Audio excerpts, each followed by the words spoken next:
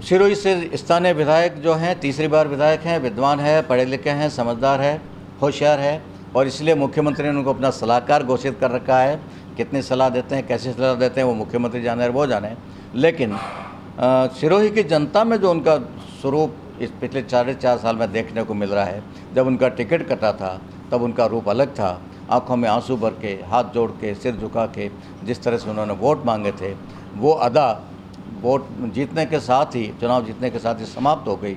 और उसके बाद जो उनका आक्रामक रूप देखने को मिला है, सरकारी कर्मचारियों के साथ बदतमीजी का व्यवहार, सरकारी अधिकारियों के साथ बदतमीजी का व्यवहार और जनता के साथ भी बदतमीजी का व्यवहार, इतना बदतमीजी का व्यवहार है कि अभी कुछ दिन पहले ही 2-3 दिन पहले ही उन्होंने एक धार्मिक कार्यक्रम में आम जनता को डफोल कहकर संबोधित किया है, सिर्फ इसलिए कि उन्होंने मोदी के नारे लगा दिए। तो ये एक अपने आप में बहुत अहंकारी स्वरूप उनका सामने आया है, जो ठीक नहीं है, और सिरोही की जनता उसको नोट कर रही है। और उनके जो कामकाज करने का तरीका है, उसमें भी कई सारे संदेह पैदा होते हैं। जैसे ये टोल नाका चल रहा है, टोल कंपनी का एग्रीमेंट समाप्त हुए कई महीने हो गए, 7-8 महीने हो गए। उसके बाद भी वो टोल वसूल कर रहे हैं और सड़क का मेंटेनेंस नहीं कर रहे हैं। सड़क मेंटेनेंस के लिए कहते हैं तो कहते हैं मेरा समय पूरा हो गया है, और टोल वसूली फिर भी जारी है। तो ये इनकी शय के बिना, इनके समर्थन के बिना संभव नहीं है। तो ये जो हो रहा है, इसको लेकर भी जनता सवाल पूछ रही है स्थानीय विधायक से। उनको इसका जवाब भी देना चाहिए, निराकरण भी करना चाहिए। और मैं ईश्वर से प्रार्थना करूंगा, खासकर खेतला जी महाराज से प्रार्थना करूंगा, माननीय विधायक महोदय को सद्बुद्धि दे, ताकि वो अपने थोड़े से व्यवहार अपना ठीक करे और अपने अभिमान को थोड़ा कम करे, तो अच्छा रहेगा उनके लिए भी और उनकी पार्टी के लिए भी। जिस पार्टी को गालियाँ बोल बोल के वो चुनाव जीते थे, उस पार्टी को के गुणगान करने से वो थकते नहीं हैं। उसमें भी ईश्वर उनको सद्बुद्धि दे और कुछ सुधार हो तो अच्छी बात है। वरिष्ठ विधायक हैं, मुख्यमंत्री के सलाहकार हैं, बहुत विद्वान हैं, पढ़े लिखे हैं, लॉ ग्रेजुएट हैं, अनुभवी है, तीसरी बार विधायक हैं, सब कुछ है। उनकी जो कार्यशैली है वो सारी आपके सामने है, मुझे कुछ कहने की आवश्यकता नहीं है। और उस कार्यशैली का उदाहरण 3-4 दिन पहले आपको मिल भी गया, जब एक सार्वजनिक धार्मिक कार्यक्रम में जिस भाषा का उन्होंने प्रयोग किया है, और मैं कहता हूँ कि उन्होंने बिल्कुल सही शब्द प्रयोग किया है। पिछले 4.5 साल से माननीय विधायक जी भी और ये सरकार भी लोगों को वही बना रही है जो उन्होंने शब्द प्रयोग किया है। डफोल बना रहे हैं, और डफोल बनाने के काम हो रहा है, केवल घोषणाएं हो रही है और उसमें लागू कुछ नहीं हो रहा है। टोल नाके का एक बड़ा इशू यहाँ चल रहा है, जिसका एग्रीमेंट का समय पूरा हो गया। एग्रीमेंट का समय, उसका कंपनी के साथ कॉन्ट्रैक्ट का समय पूरा हुए कई महीने हो गए, 6-7 महीने से ऊपर हो गए।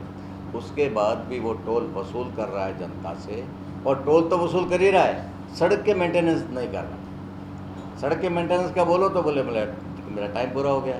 तो टोल वसूली क्यों कर रहा है? सरकार मेहरबान है, विधायक साहब मेहरबान है। तो ये भी एक उदाहरण है। और उसके अलावा जो उनकी टोन है बोलने की, जो बात करने की शैली है सरकारी कर्मचारियों के साथ भी, जनता के साथ भी, वो अपने आप में बहुत अभिमानी जैसे, कुछ ऐसा लगता है कि बस वो तो हमेशा के लिए रहने ही वाले हैं। मुझे अच्छे से याद है जब उनका पिछली बार टिकट कटा था तो किस तरह से उन्होंने वोट मांगे थे, आंखों में आंसू भर के, तो बिल्कुल दीनहीन बन के। और उस समय चूँकि निर्दलीय थे, निर्दलीय के नाते उन्होंने जब वोट मांगे थे तो सारे विचारधारा के लोगों से अपील की थी, मैं आपके साथ रहूँगा और आप जैसा कहेंगे वैसा करूँगा, मुझे वोट दो। काफ़ी कुछ उसके कारण उनको असर भी पड़ा, जीते भी वो। लेकिन पिछले 4.5 साल विधानसभा में मैं साक्षी हूँ, और यहाँ फील्ड में जो कुछ किया आप साक्षी हैं। मोदी जी को गाली बोलना, संघ को गाली बोलना, अन्य बीजेपी को गाली बोलना, और बीजेपी समर्थक, संघ समर्थक सारे लोगों को परेशान करना, इसके सिवा उन्होंने कुछ नहीं किया है। और जिस कांग्रेस को गालियां बोल बोल के चुनाव जीता, उनकी चमचागिरी के सिवाय कुछ नहीं किया। और विधानसभा में खुल्लम खुल्ला उन्होंने कहा, हाँ मैं राहुल गांधी का चमचा हूँ, ये ऐलान उन्होंने किया। जब आप वोट मांग रहे थे, कांग्रेस को गालियाँ बोल रहे थे और दूसरों की तारीफें कर रहे थे, और जीत गए तो जिन्होंने आपके साथ धोखा किया उनकी चमचागिरी, उनकी तारीफें करते रहे आप, और जिन्होंने आपको समर्थन दे दिया गलती से, उनके आप खिलाफ चलते रहे। ऐसा एक माहौल जो उन्होंने बना रखा है, तो उसको लेके भी ईश्वर उनको सद्बुद्धि दे, मैं यही प्रार्थना कर सकता हूँ। केतला जी महाराज उनको सद्बुद्धि दे, यही निवेदन है। और बाकी तो जनता सब देख रही है, और बहुत सारे इशू उनके कारण खड़े हुए हैं। सरकारी कर्मचारियों में उनको लेके भयंकर रोष है, उनके व्यवहार को लेके, उनकी कार्यशैली को लेके, अधिकारियों में भी और सब में, और ये सब आप सबके सामने है।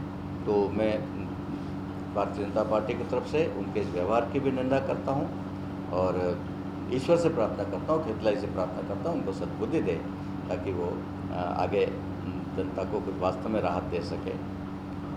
मुख्य रूप से यही मेरी तरफ से बिंदु थे। कोई प्रश्न हो तो स्वागत। राजस्थान सरकार का जब गठन हुआ था दिसंबर 2018 में, अशोक गहलोत मुख्यमंत्री बने, उसके बाद उन्होंने विधानसभा में 3 वादे जनता से किए थे। पर्याप्त बिजली उपलब्ध है, प्रोडक्शन हमारा पर्याप्त है, आप इसलिए पूरे 5 साल में बिजली कटौती नहीं होगी, बिजली की समस्या नहीं आएगी, बिजली की दरें नहीं बढ़ाई जाएगी, और किसानों को रात में खेत में पानी देने नहीं जाना पड़ेगा, ये व्यवस्था हम करेंगे। दुर्भाग्य से तीनों वादों पर सरकार फेल हुई है।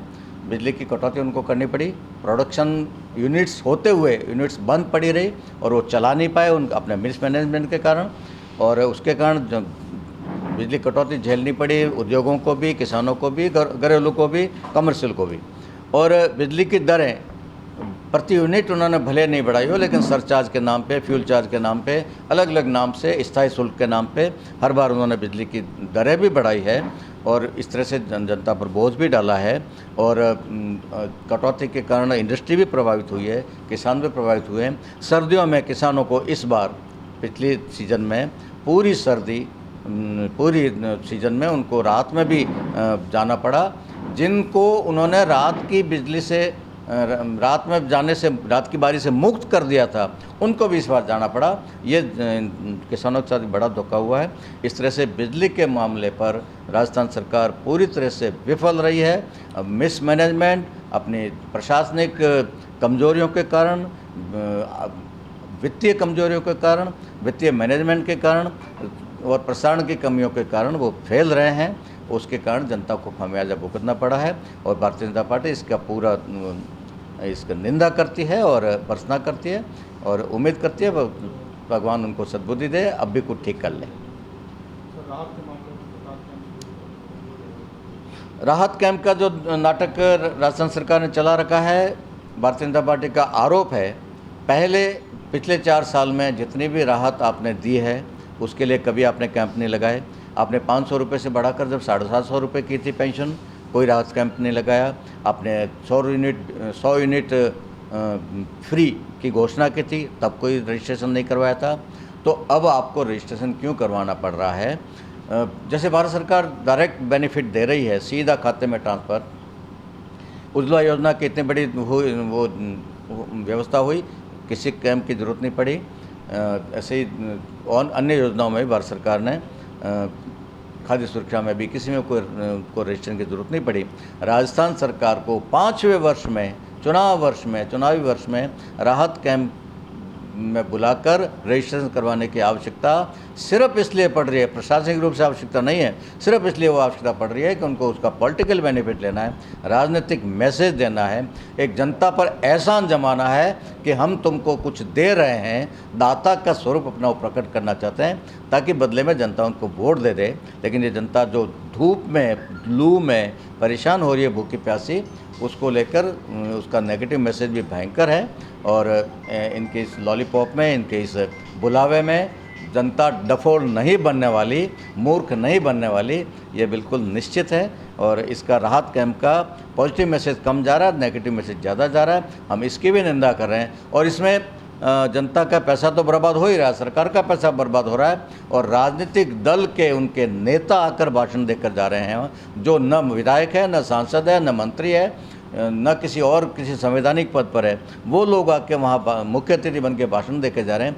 ये सीधा सीधा जनता के पैसे का राजनीतिक हित के लिए दुरुपयोग है, जो आचार संहिता का भी उल्लंघन है और ये नहीं करना चाहिए, लेकिन वो कर रहे हैं बेशर्मी के साथ। इसकी हम निंदा करते हैं।